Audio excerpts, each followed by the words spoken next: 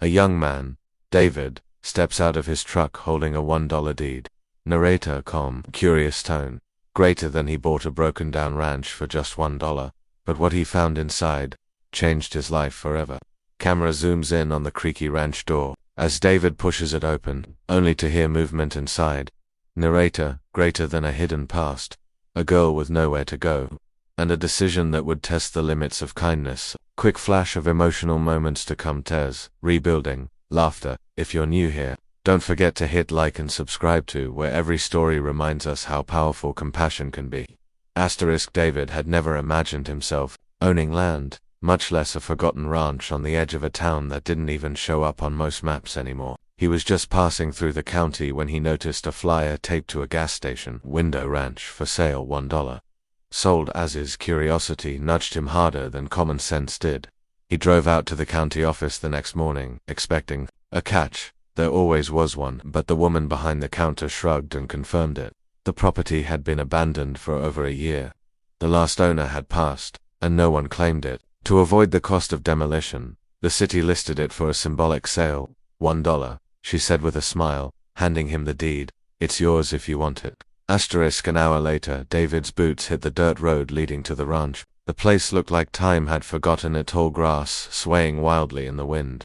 Broken fence posts leaning like tired old men, and a rusted iron gate barely hanging on by a hinge. Birds scattered as he pushed the gate open with a loud creak. The silence afterward felt almost sacred. He stepped forward slowly, brushing aside overgrown weeds, and stared at the faded sign nailed crookedly to the porch. Willow Creek Ranch. The name sounded like something out of an old cowboy movie. He took the first few steps onto the porch. The boards groaned under his weight. He pulled out the folded deed from his jacket pocket, smoothed it out, and read the tiny print again. No taxes, no warranty, sold as is. He chuckled and muttered to himself, guess I just bought a ghost town. He turned the doorknob. Surprisingly, it wasn't locked. It squealed as it opened inward. The air inside was thick dust, age, maybe even memories. Shafts of light poured through holes in the wooden roof, illuminating floating particles in the stale air. Furniture was still in place. A cracked photo frame lay on the floor, glass shattered. The faint smell of old wood and something else cooked, food, lingered. And then he heard it. A cough, dry and startled, followed by footsteps, light but hurried, creaking across the floor above him. David froze. He wasn't alone. His heart pounded as he stepped back into the sunlight for a second. Scanning the property. Was someone squatting here? A trespasser? A runaway? Every rational voice in his head told him to get back in the truck and call the sheriff. But another part of him, the one shaped by years of being overlooked himself, whispered, check, just, check.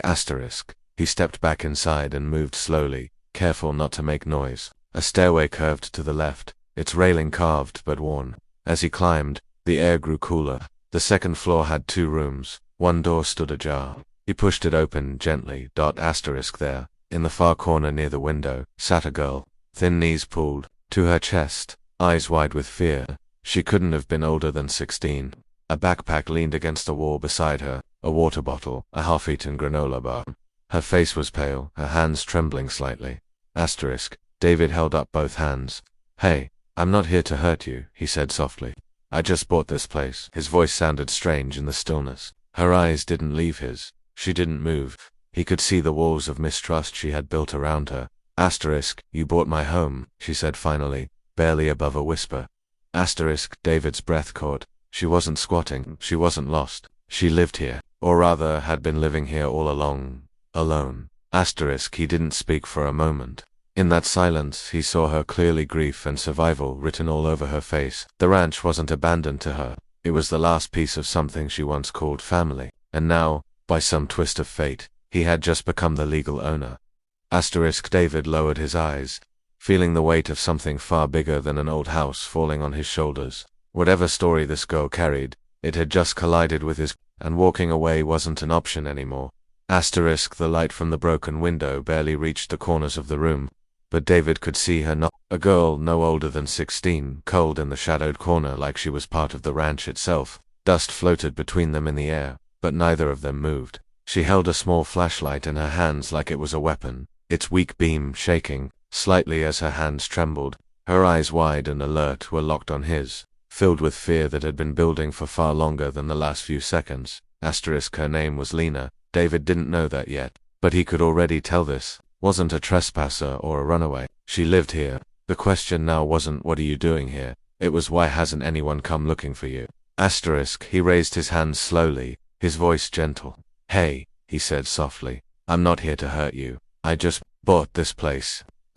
Lena flinched at the word bought, like it struck something raw inside her. Her grip on the flashlight tightened. You bought my home?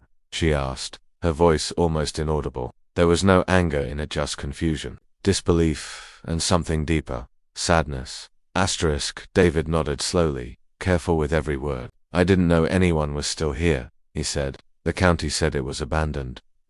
Lena didn't answer. She didn't need to. The way she looked down, the way her shoulders slumped, said everything. She had been here, alone, for who knows how long, and no one knew, or maybe worse, no one cared. The silence stretched between them, thick and heavy. David's heart ached just looking at her. She was so small in that space, so hidden in the shadows of her own life. Her clothes were worn, her shoes too big, likely borrowed from someone no longer around. Her eyes, though young, carried the weight of someone who'd seen too much too soon.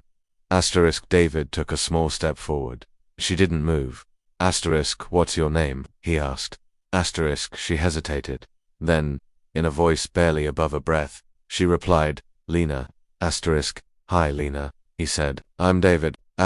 He wanted to ask 100 questions. How long have you been here? Who took care of you? Are you safe? But he didn't. Not yet. He could see that Lena was still deciding whether or not he was one of the people she should be afraid of, and that kind of trust takes time. Her name was Lena, 16, living alone, in silence, since the only person who ever loved her, her grandfather, passed away in the middle of winter.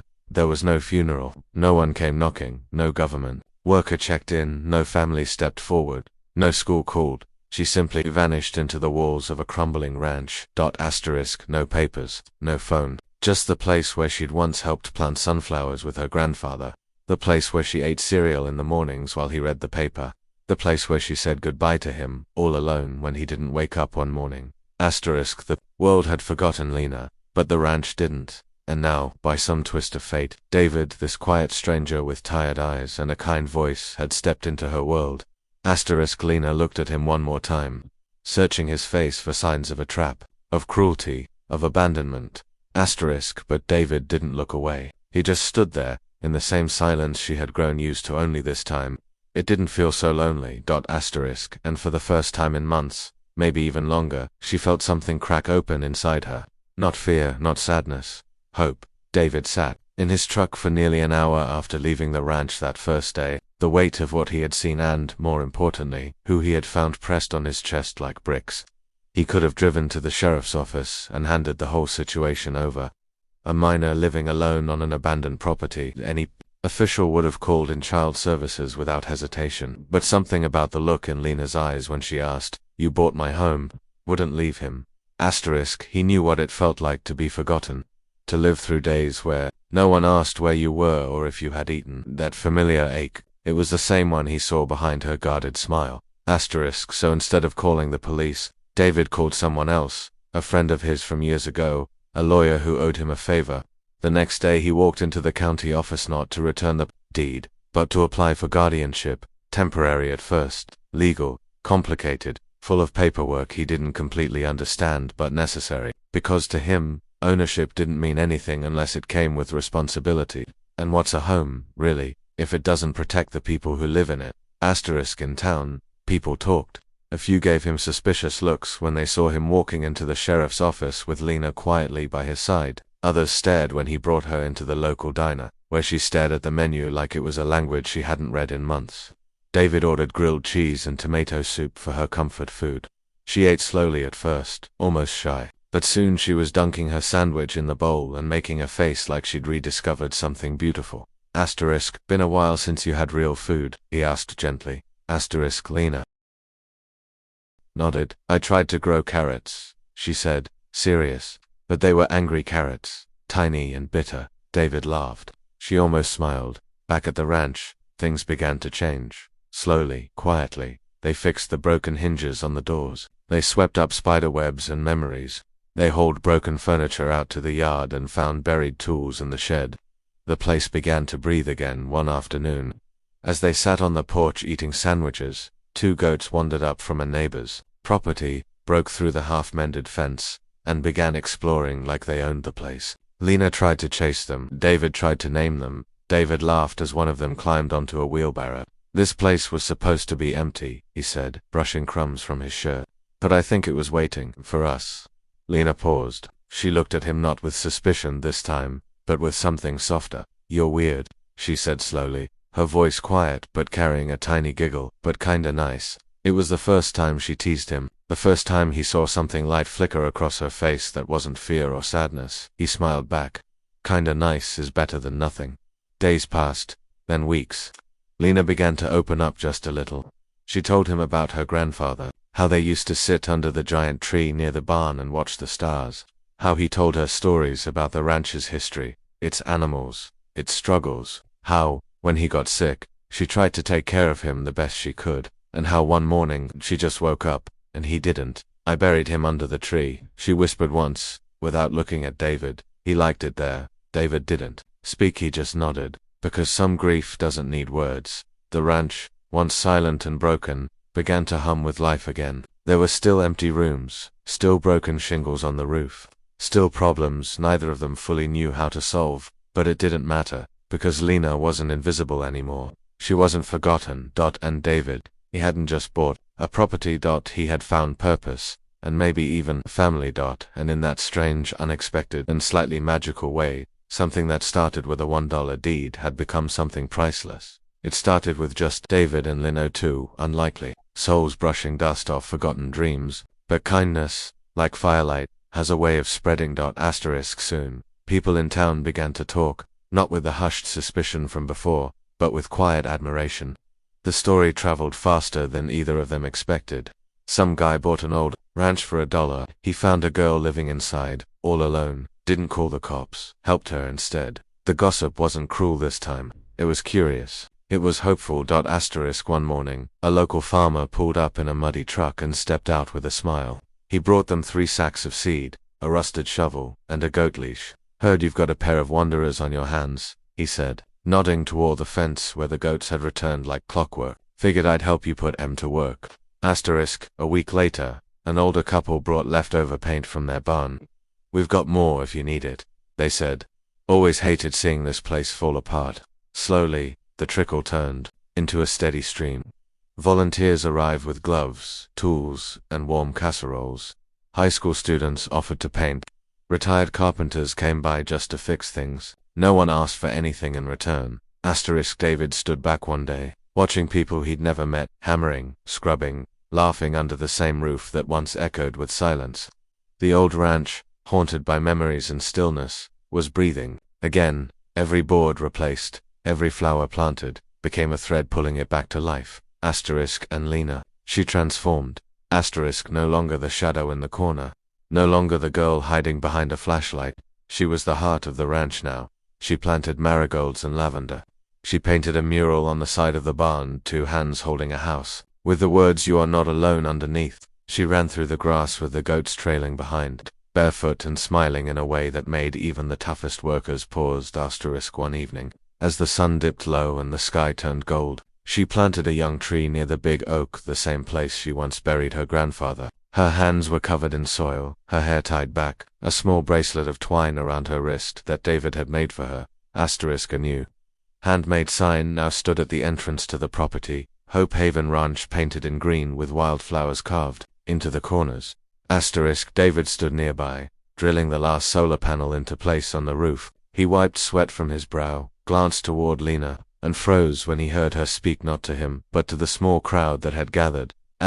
She didn't raise her voice. He didn't need to. He didn't just buy land, she said, her voice catching slightly, eyes fixed on the tree she had just planted. He found me. When no one else looked at silence settled over the crowd, not awkward, but full. Like everyone understood they were standing on sacred ground. David looked down, swallowing hard. He hadn't done any of this for praise. He never planned to stay, but somehow, the ranch had anchored him, not to the land, but to her, to purpose. to something real, asterisk, and in that golden moment, framed by wildflowers, warm light, and a family formed not by blood but by choice. It was clear, a ranch once forgotten was now a sanctuary, not just for Lena, asterisk, but for anyone who needed to believe that love can rebuild what the world leaves behind. Asterisk. A year had passed. Though it felt like lifetimes had shifted inside that time, the ranch was no longer a forgotten plot of land on the edge of nowhere. It had become a place people came to, a symbol of what could bloom when someone chooses love over fear, action over apathy. Asterisk. The air was warm and golden that evening, filled with the gentle chatter of neighbors, the laughter of children running barefoot through the grass, and the smell of home-cooked food carried on the breeze. The old barn, now repainted in soft earth tones, stood proud behind a line of tables filled with garden vegetables, hand-painted signs, and photos showing the ranch's journey from ruin to refuge. In the middle of it all stood Lena. She wore a simple white dress, her hair braided with tiny wildflowers. A graduation pin gleamed near her shoulder, catching the last light of the setting sun. She was no longer the frightened girl in the shadows. She was standing tall, shoulders back, voice steady. The shy smile remained, but it no longer tried to hide her. Asterisk. The community event had been her idea, not to celebrate me, she told David, to thank everyone who saw more than an empty house. Asterisk. But it was her people had come for to see how far she had come, to feel a part of something hopeful. Asterisk. As everyone gathered near the garden for the evening ceremony, she stepped up to the small wooden platform they'd built just days before. She held a folded sheet of paper in her hands, slightly creased at the corners. She looked out at the faces familiar and kind, and then her eyes landed on David, sitting in the back row. Asterisk. He was dressed in his usual denim shirt, worn boots, and that same look he always wore when he was proud but didn't want to show it. Only this time he didn't quite succeed. A tear slipped down his cheek before he could stop it. Asterisk. Lena took a breath, unfolded the paper and began to read. Some people buy homes, others build them in hearts. Asterisk. He gave me both. Asterisk. Her voice didn't shake. It rang clear through the field, landing gently in the hearts of everyone who listened. It was just a few lines, but it held everything: the loneliness, the rescue, the rebuilding, the love. Asterisk. Applause followed, long and warm and full of emotion. Some people wiped tears, others clapped until their hands hurt. The camera panned across the crowd faces, alight with joy. The new barn glowing under fairy lights, rows of vegetables planted with care, and a hand-carved sign swinging gently in the breeze, Hope Haven Ranch. Asterisk. David stood silently, letting the applause wash over him like a soft rain. He never wanted credit, he never asked for praise, but in that moment, he knew he had done something that would outlast him. Narrator. 1 year later, Lena was a high school graduate, a volunteer, a voice in her community, still living on the land she once feared she'd lose, but now by choice, not by desperation. She had a room full of books, a job helping kids with broken homes, and a man who never called himself her father, but who showed her what one truly was. Asterisk. He bought a ranch for $1, but what he truly gained was family, healing, and purpose. If this story touched your heart, please like and subscribe. To more real stories of quiet heroes and the kindness that shapes our world are coming your way. Asterisk.